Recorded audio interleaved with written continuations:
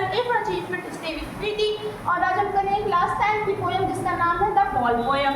इस जो कविता है, इस जो पोएम है, इसके माध्यम से जो पोइटर है ना, वो हमें ये बताना चाहते हैं कि हमारी ज़िंदगी में कोई भी चीज़ अगर चली जाती है, हम दूर चली जाती है, तो हमें उस पर दुख बनाना नहीं चाहिए। और सेकंड बात कि दुनिया की जो चीज़ें हैं, दुनिया की जितनी जो सारी जो चीज़ें हैं वो मनी खरीद नहीं सकता है। जैसे कि हमारी मेमोरीज, हमारी यादें, हमारा लव जो है वो कभी भी मनी खरीद नहीं सकता है। तो इस पोएम के माध्यम से जो पॉइंट है वो हमें यही बताएंगे। तो चलिए इसको पढ़ते हैं और समझते हैं। What is the boy now who has lost his ball? What is he to do? I saw it go, merrily bouncing down the street and then merrily over there it is in the water. अब इतने में जो point है वो क्या कहते हैं, जो पॉइंट है ना वो अपने आसपास से क्या देखते हैं, एक लड़की को देखते हैं, एक बॉय को देखते हैं जो कि बहुत उदास था। क्यों उदास था? क्योंकि उसकी जो बॉल थी वो पानी में चली गई थी। वो उससे खेल रहा होगा, फिर गलती से जो बॉल है वो शायद किसी लेक में, किसी नदी में चली गई होगी। क्योंकि यहाँ पे जो प्लेस है ना उसका नाम नहीं बताया गया, यहाँ पे बस यही बताया गया कि वो पानी में गई थी। अब no use to say oh other are or there are another boy, and ultimate shaking breath fixes the boy as he stands determined, staring down all his young day into the harbor pier. His ball bang. अब इतने में जो point है वो क्या कहते हैं? सबसे पहले तो no use to stand, oh there are another boy। इसका मतलब क्या है कि अब यहाँ पे अगर पॉइंट उसके पास जाते भी है, उससे ये भी कहते हैं कि तुम अब उदास मत हो, यहाँ पे और भी बोल है। तो जो बच्चा आपको क्या वो मान जाएगा कि हाँ ठीक है यहाँ पे और भी बोल है तो मैं हंसूंगा, लेकिन मुझे उदास नहीं होना है, तो वो ऐसा नहीं मानेगा। हो सकता है कि जो उसकी जो बॉल है वो उसकी मेमोरीज से जुड़ी हुई हो सकता है उसे जो बॉल है वो किसी गिफ्ट में मिली हो, प्राइज हो, तो वो ऐसे में क्या करेगा, वो किसी और बॉल से खुश नहीं होगा। And ultimate shaking breath fixes the boy as he stands to get family staring down। अब इतने में क्या बताया गया है, अब वो दुखी है, वो उस बॉल को देख रहा है कि वो किस तरीके से जा रही है, वो बहुत ज़्यादा दुखी है, उसका जो शरीर है वो कांप रहा है, शेकिंग हो रहा है, और वो जमीन को भी नीचे देख रहा है, मतलब कि वो अफसोस कर रहा है। All his young days into harbor wear, इस बॉल बैंड। अब इतने में क्या बताया गया है, क्या पता उसे जो बॉल है ना उसके हार्बर डेज में मिली, जो कि उसके लिए बहुत ही ज़्यादा कीमती हो, कि अगर हम उसे कोई और बॉल पे देखें ना तो वो उसे अच्छी नहीं लगेगी। क्यों? क्योंकि वो उसकी हार्बर डे की बॉल है, खुशी की बॉल है, उसके साथ उसकी मेमोरीज जुड़ी हुई है। I would not intrude him. इसका मतलब क्या है कि मैं उसके मामले में दखल अंदाजी नहीं करूँगा, मैं उसके पास नहीं जाऊँगा, उसे नहीं समझाऊँगी अब तो मत रो। Our diamond ball is worthless now. He sense first responsibility in the world of possession। अब इतने में क्या कहते हैं, जो पॉइंट है वो कहते हैं डाइम।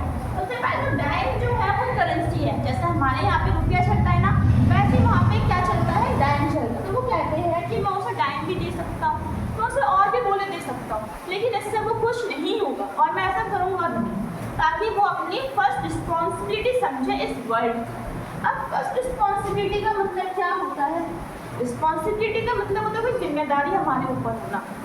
तो इतने में जो पॉइंट है ना वो ये कहना चाहते हैं कि यहाँ पे जो गलती वो बच्चे की है, क्योंकि वो ऐसी जगह पे जाके खेल रहा है जहाँ पे उसकी जो बॉल है वो पानी में चली गई। तो उसे क्या ध्यान रखना चाहिए था कि वो अपनी बॉल को ऐसी जगह पे खेले जो कि सेफ हो। तो क्या है, उसकी रिस्पॉन्सिबिलिटी है कि वो किसी भी चीज़ की देखभाल किस तरीके से करता है, इसलिए वो उसके मामले में दखल अंदाजी नहीं करेगा और उसकी जो रिस्पॉन्सिबिलिटी है वो सीखने देगा। अब हम चलते हैं अगले स्टैंजास पे।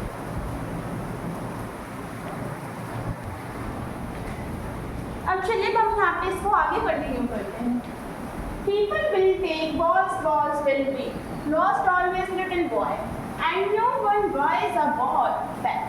Money is external। अब इतने में क्या कहते हैं, जब हमारे जो पोएट है वो कह रहे हैं कि जो लोग हैं ना वो बच्चे को क्या देंगे, बॉल्स देंगे, बहुत सारी बॉल्स देंगे, जिससे वो क्या हो जाए, खुश हो जाएगा।